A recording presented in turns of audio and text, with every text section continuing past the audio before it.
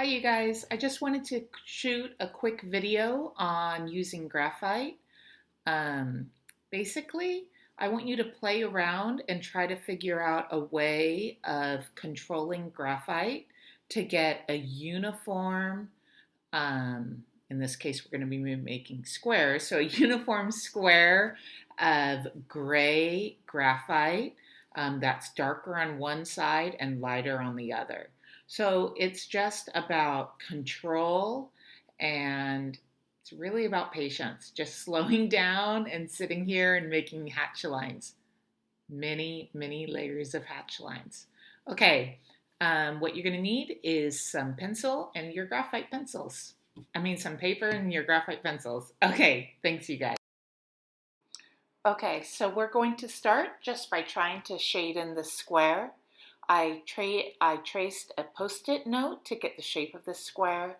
If you don't have a post-it note, you could just trace your cell phone and split that rectangle in half. I'm going to be trying to go from dark to light. So the left side will be dark and then the right side will be light.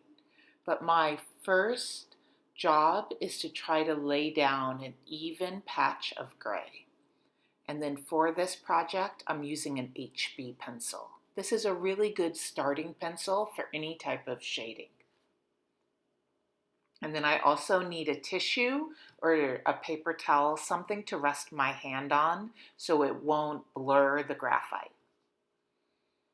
Okay, so what I'm going to do is just start making small hatch lines all over this box. Now, this is all about control, so I want you guys to try to experiment and figure out what type of mark you can make that you can place all over the box. I guess I'm trying to say, I want you to experiment to try to find some way to put an even tone of graphite all like within this box. I know to do this through making hatch lines, and that small, like maybe half an inch line, I just do a few in a series and then keep on moving down. If I make these lines larger, I cannot control them as much. So I'm just patiently sitting here and making small lines, just trying to make sure it's about all the same darkness. And yeah, it's just about patience. I have not sped up this part of the video at all because I wanted you guys to get a sense of just how much time is required in this. It's good at this point, like just to put on some music, have a cup of coffee or something, because you will be here for a while. So you want to get yourself comfortable.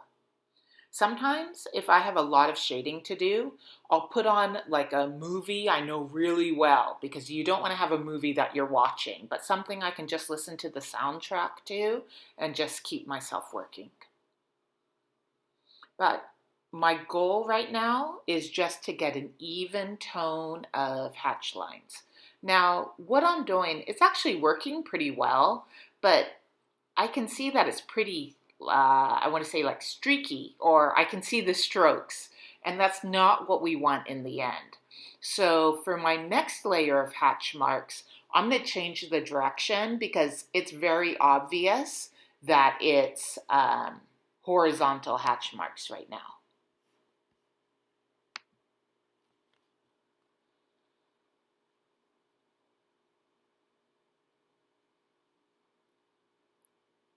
Okay, so that's my first layer. Pretty good, but I want to get rid of how vertical the hatch marks are, so I'm going putting in diagonal hatch marks at this point. And again, I'm not speeding up the video so you guys see, like, again, this is just a matter of patience and working out your mark. After this one, I will do another square using circles. You could try doing that. I'm not really picky what type, like how you put on the graphite, just that it's an even tone. And I talked about how we're going to go dark to light. Eventually, at this point, I'm just trying to get it nice and flat. And there are some tricks you might know, like I will be able to blend this graphite and you'll see that at the end, but I can blend graphite when I have graphite down. So I'm just trying to build up a base of graphite. If you're someone that likes to blend, eventually we can use special tools to smear this a little, but we need to have something down to smear. So I'm making small streaks. It's just things I can control. That's getting a little more even. I hope you can see that, but still, it seems kind of streaky. So I think for my third layer, I'm probably going to change my direction again. Okay? Yeah, I need it dark on the left.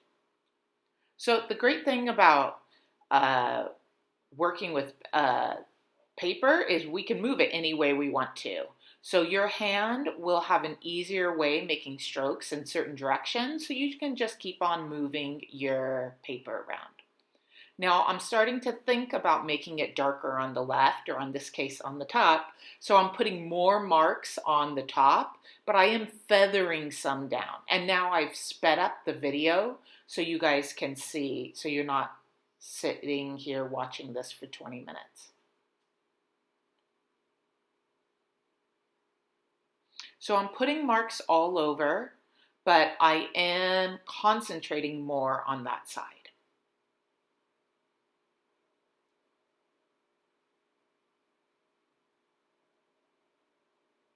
Okay, it's getting slightly darker on the left.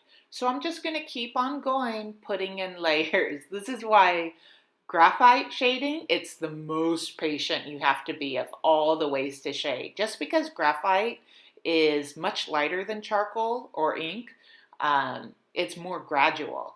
But what this means is you have more control. Graphite's my favorite way to shade, but it does require a huge amount of patience.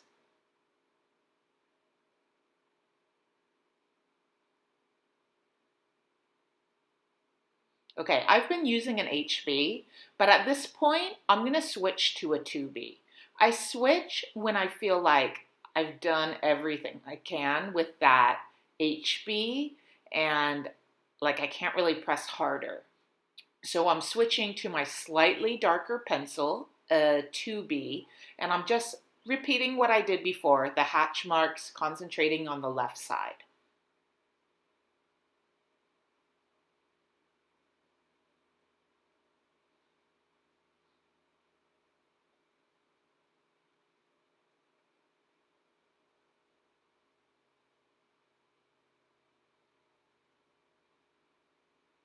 Using the 2B makes that a lot darker quicker.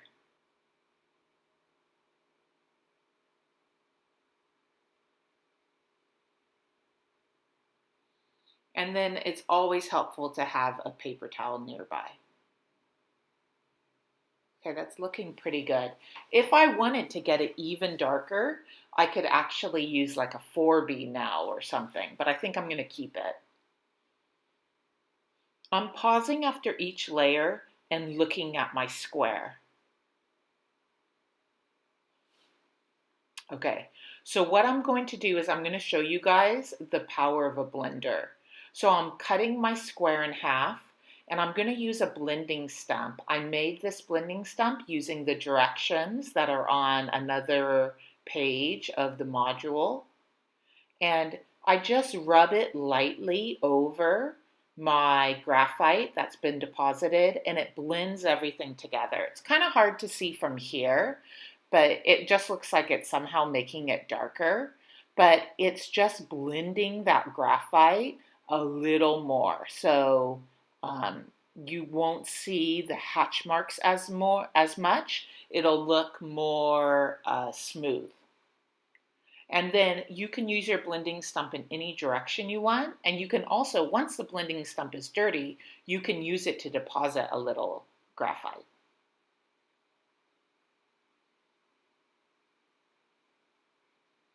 Okay, and that's that one. Now, here's an alternate method, and that's using circles. I learned hatch marks from my teachers. And if you look at art history drawings, they're almost always using hatch marks. But My goal for you guys is to figure out how to put on a layer of graphite. So I have had students in the past say that they prefer this method. So just try this. So get another post-it note, trace it, or a 3-inch square, and then just try to fill it with small little circles. And this whole thing is sped up because I'm sure you're getting impatient at this point. So I'm just filling this square. I'm using the HB pencil again. I'm just filling it with circles. I'm going to cut this quick.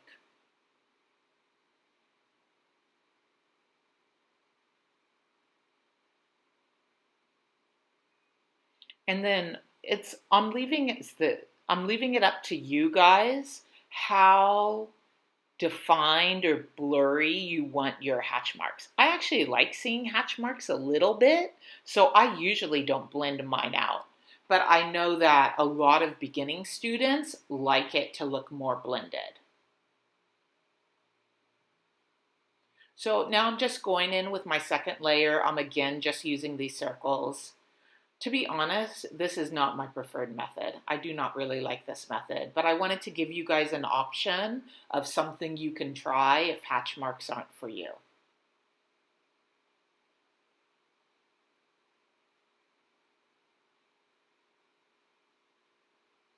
Okay, I'm doing a third layer, and by now I'm over the circles. So I'm actually going back to hatch marks into my circles. There aren't really any rules. Like, I want you guys to try different things and find something that works for you. So I'm combining methods on this point, on this square. What we want, like again, our goal is the same. We want a nice, smooth, even layer of graphite that's darker on one end and lighter on the other end. And we're just practicing this. We're going to draw with graphite next, but I just want you guys to spend a little bit of time getting a hang of using your graphite pencil. So I'm back to drawing the little circles. I felt a little guilty using the hatch lines. I'm now switching to my 2B pencil once again, and I'm just going to do the same thing I did before. Just layer in more circles. I'm not going to blend out this square with the blender, but you could if you wanted to. I'm sorry about the sunlight on my desk. Like, I love drawing in sunlight, but it does make it hard for the demo to kind of judge what you're really looking at. So I apologize.